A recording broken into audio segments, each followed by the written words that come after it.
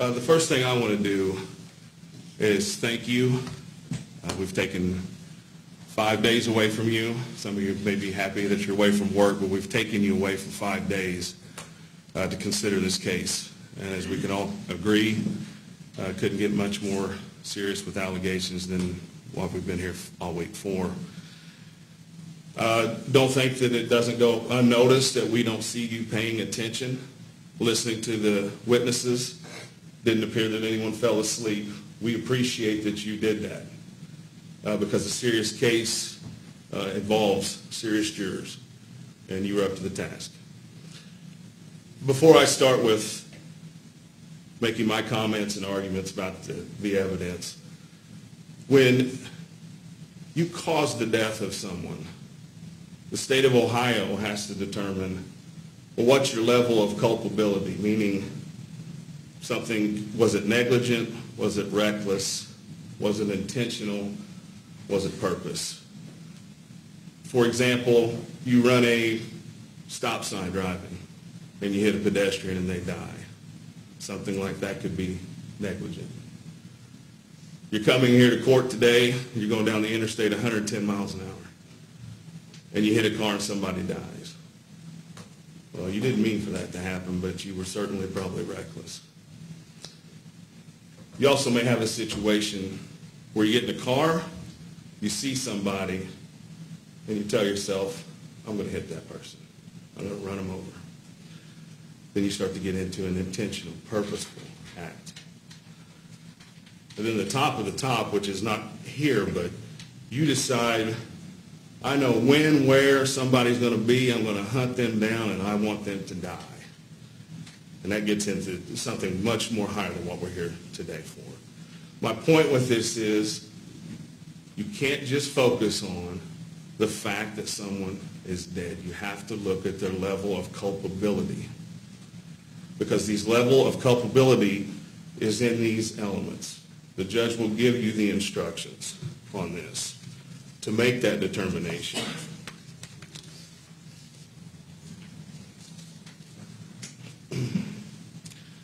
Toby and Rachelle, they're together 28 years. Some of you jurors may not even be 28 years old, or just a little over than that. That's how long they were together. They're together Michaela's entire life. They're both grandparents together. Their relationship, you heard from witnesses, it's up, it's down, it's hot, it's cold, it's rocky. We even heard about some physical confrontations. Not every relationship is perfect, and certainly this one was not either. You also heard evidence that Toby believed that Rachelle was cheating on him. You also know that Rachelle is trying to renovate the parish. We saw the pictures, you saw the materials, you heard from witnesses. She's trying to get what used to be apparently a drug house, people in and out. They're trying to get this together. They're trying to renovate it. And it's not something where she's doing it and she continually kicks Toby out. Toby's there almost every day. You heard evidence, you heard testimony that Toby may be involved on some level with helping this. He's there when she's trying to get the gas fixed. So I submit to you that they're both renovating this parish avenue. Maybe to start a different life, the new turn in the relationship, the hot and the cold, maybe now we're hitting our stride, we're back to good. Let's go to parish and get this thing together and turn a corner. The neighbors are happy to see them. I know Miss Myers, the bank robber, she comes in, she's Toby's strange, he's a little weird, but he's over there every day. She lets him come into her house, use her phone. She's thrilled to have Rachelle and Toby there because she told you what kind of people were coming in and out of that house. Finally, she has good neighbors. And when she says neighbors, she's referring to Toby and Rachelle. Back to the culpability.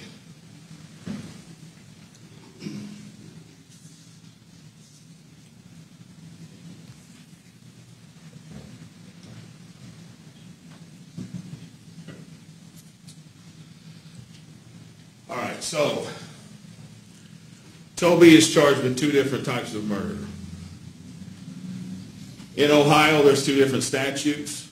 The first statute that you can be charged with murder is under Section A.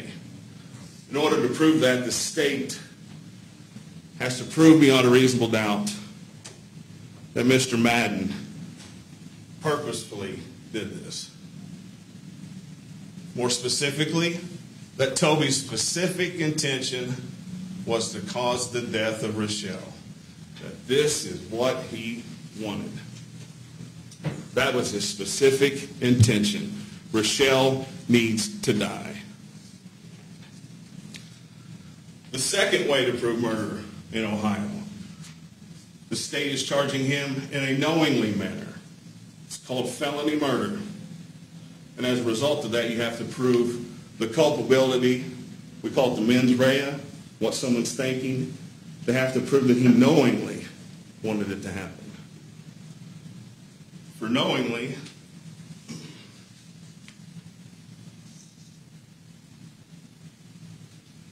state has to prove beyond a reasonable doubt that Toby was aware of his conduct will probably cause a certain result or will probably be of a certain nature.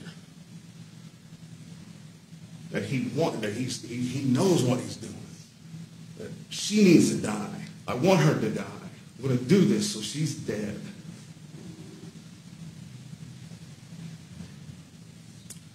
Part of count 2 involves a deadly weapon. We're going to get back to that in a second.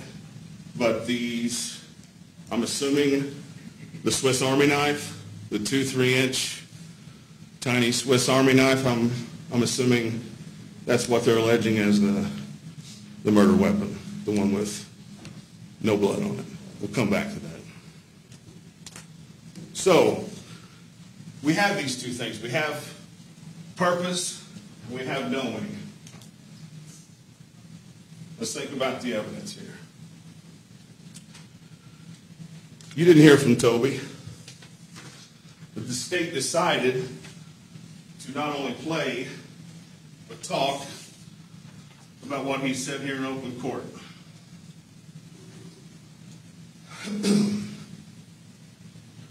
Nothing could make an attorney more nervous than when a client starts to talk. Right? This is what Mr. Madden said. This is the state has put this into evidence. I'm responsible for what happened to her. I didn't mean to do it. I'm so sorry. I love you. I don't want you to hate me.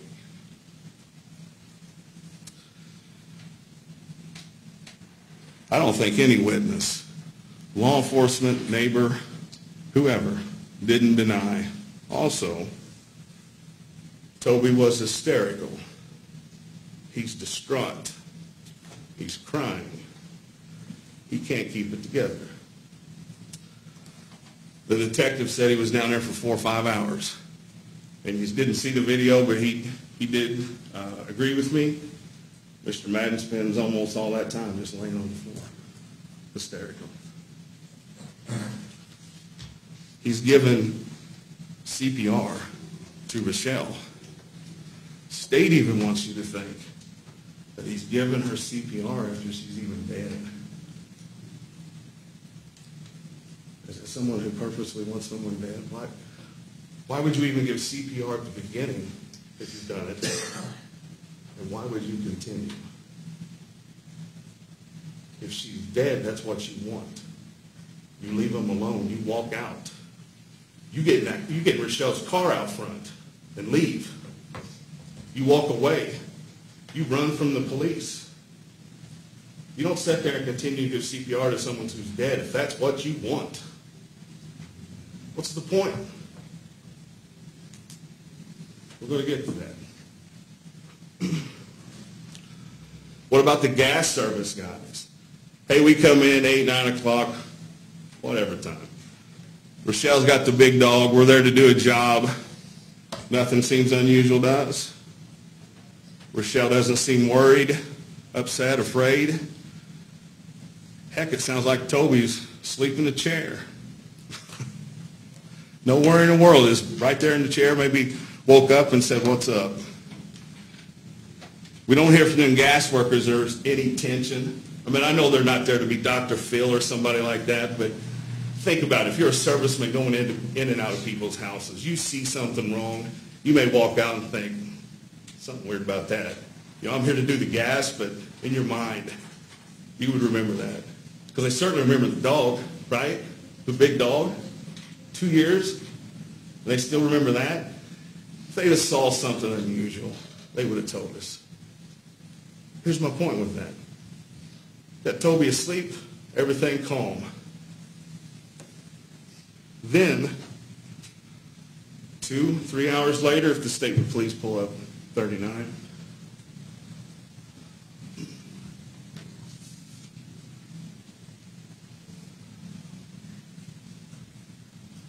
Just so you know, only one computer's connected, so that's sometimes we... 2-3 hours later, here's what we got. The gas guys went in there and said nothing wrong, didn't see anything wrong, she seemed fine, he was asleep. I didn't see anything on the floor. Police come in, here's what they see. Also, police pull up 40.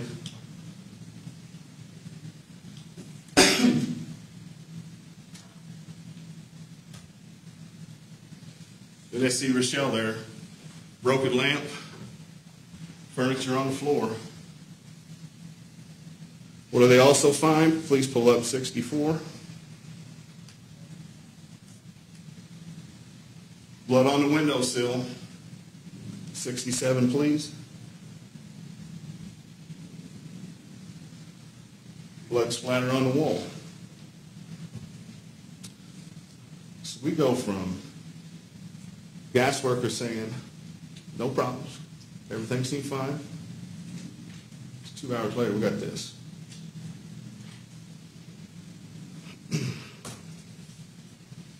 So what happened?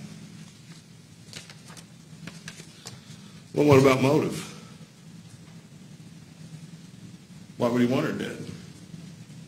The state doesn't have to prove motive. They'll get up here in a minute and probably tell you that. You'll be instructed that they don't have to prove motive. It's a good thing they don't have to prove it, because guess what? What is the motive? Where is it? What did we hear? Why would he want to stab her? I mean, these people are together this long, and if you believe Miss Cook's story, that Toby Madden continually said he was going to cut her head off and put her head in the lap of Grandma, similar to something out of The Godfather. Well, if you do, I'll just say whatever. Why is that happening? Where's his motive to want to do that? Everything is fine, not even 2 hours before. They're working together on this house, 28 years together. They got grandkids. And remember, we go back to the mental culpability. It's not that she's dead. It's not that her death is caused. It's the mindset. Right? Because in this scenario where I run a stop sign and I run someone over and kill them, that's a homicide. Someone's dead. And then when I get in my car and I go, I know where you're going to be. You're going to be at Starbucks at 9 o'clock. I'm going to hunch down, find you, run you over. Those are both homicides. Those are both scenarios where someone is dead. I've caused the death in both of those. The problem for the state is that you've charged him with the highest level, that this is what he wanted, that Toby Madden wanted her dead. If he's continually, again, if you believe Miss Cook, that he walks around saying, I'm going to cut her head off, put it in Mom's lap, wouldn't something have happened before 28 years? I mean, why that day? Because something happened in those few hours after those gas workers left. Something quick happened. There had to be an argument, something, because all that furniture's on the ground. Now, I am not bringing up Toby's injuries that we're going to see here in any way to try to say that he's a victim. I'm not. If the state would please pull up 82.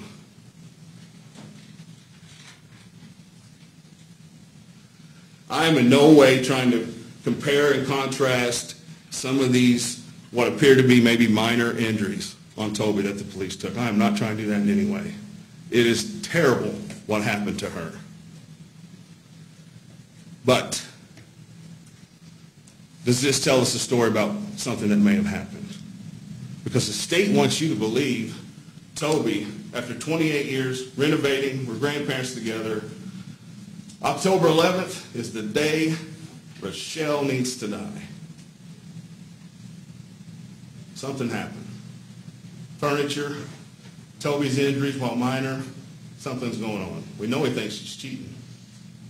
Right? People told us that. His own daughter told us that. He thought she was cheating.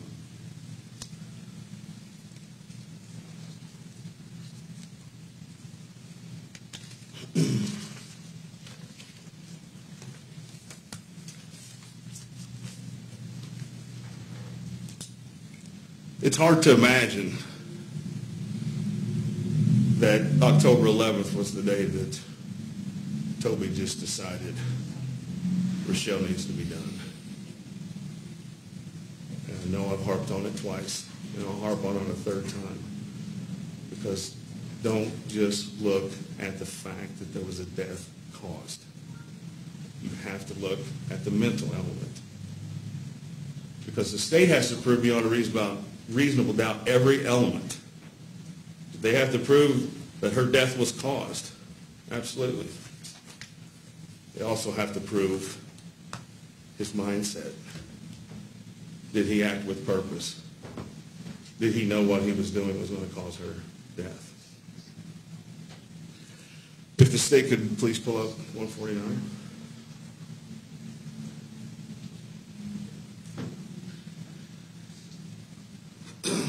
I believe that the state's claiming that this is the murder weapon. I bet there was another knife, but it wasn't even analyzed. I mean, Toby, you didn't hear any evidence that he left or anybody else coming in or out, so this is the knife they got. And if this is first of all, I submit to you, this is not a deadly weapon, because I don't know if it could inflict the injuries that some of those are. You had officers there for over 9 hours, and they went there for 2 days. And this is it. This is the deadly weapon. But it doesn't have any blood on it. It was sent for analysis. Nothing there. I mean, if you're going to stab someone 55 times to the point where intestines are coming out, and it's deep enough to touch the heart. I know I started with the liver, and then the coroner said, well, you can get to the liver like this. But then he said something like the heart is a little different.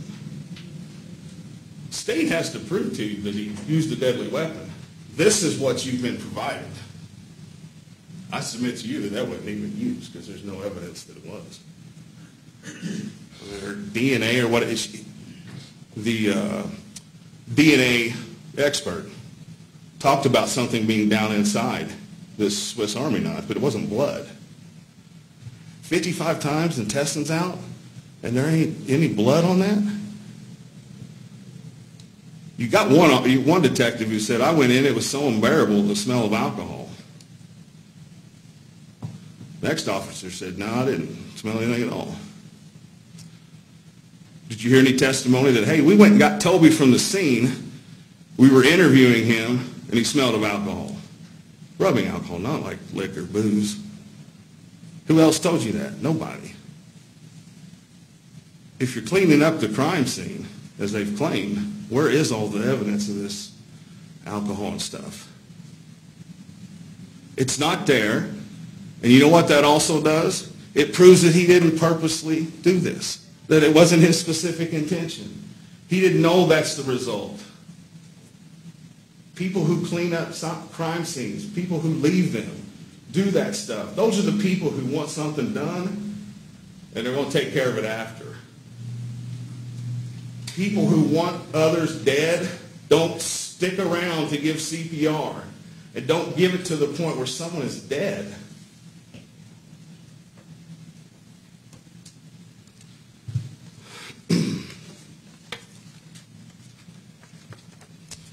Ladies and gentlemen, the state of Ohio can't meet these elements. You have to stay focused on the mental element of this. She's dead. It's horrific. It should not have happened, but it did. The element you need to focus on is the mental part of this, because they want to prove to you, and they have to prove to you, that this is what he wanted. And that's simply not the case. Thank you. Thank you, Mr. Wilder.